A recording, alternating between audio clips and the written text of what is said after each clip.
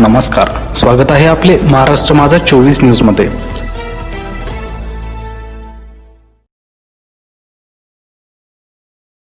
Corona के इस संकट काल ने दुनिया के सोचने, समझने, कामकाज करने, खाने पीने सबके तौर तरीके पूरी तरह से बदल दिए।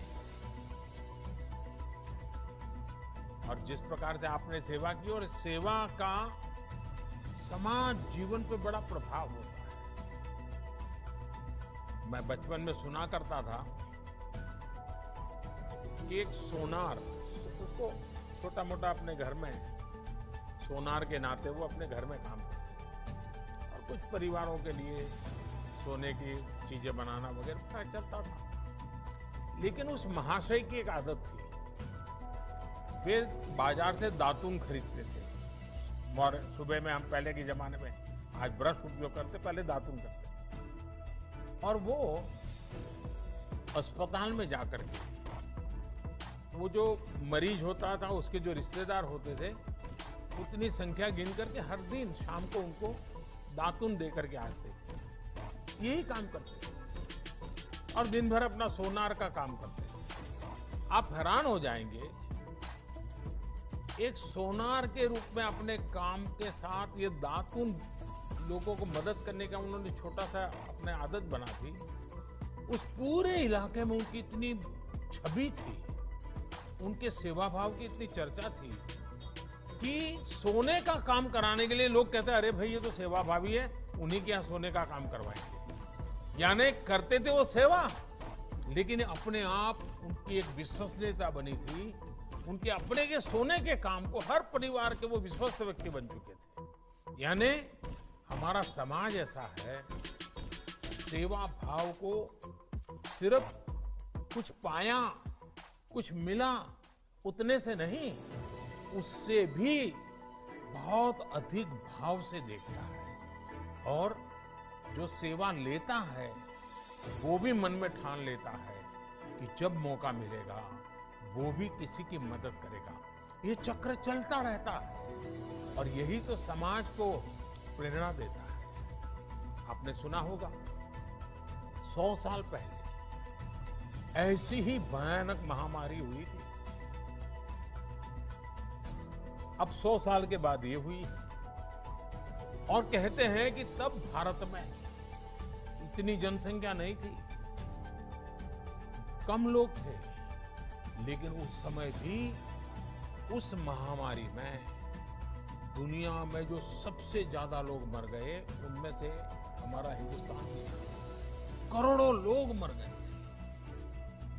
और इसलिए जब इस बार महामारी आई तो सारी दुनिया भारत का नाम लेते ही उनको डर लगता था। उनको लगता था भाई 100 साल पहले भारत के कारण इतनी बड़ी बर्बादी हुई थी, भारत में इतने लोग मर गए थे और आज भारत की इतनी आबादी है, इतनी चुनौतियां हैं।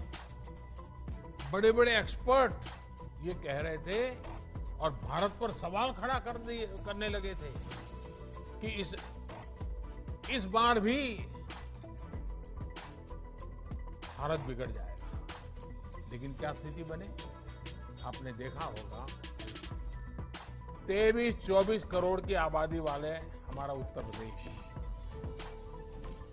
और उसके लिए तो लोगों को ढेर सारी शंकाएं भी थी कि कैसे बचेगा। कोई कहता था कि यूपी में गरीबी बहुत है, यहाँ बाहर काम करने गए श्रमिक कामगार साथी बहुत है, वो 2 गज की दूरी का पालन कैसे कर पाएंगे, वो कोरोना से नहीं तो भूख से मर जाएंगे। लेकिन आपके सहयोग में, उत्तर प्रदेश के लोगों के परिश्रम ने, पराक्रम ने सारी आशंकाओं को ध्वस्त कर दिया।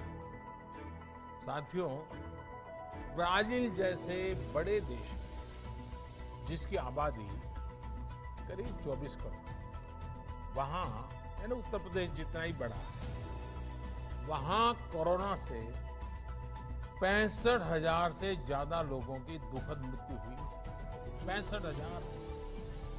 लेकिन उतनी ही आबादी वाले हमारे यूपी में करीब करीब 800 लोगों की मृत्यु कोरोना से हुई। यानी यूपी में कोरोना से हजारों जिंदगियां जिसकी मरने की संभावना दिखाई जाती थी, उसको बचाई गई है, बचा लिया गया है।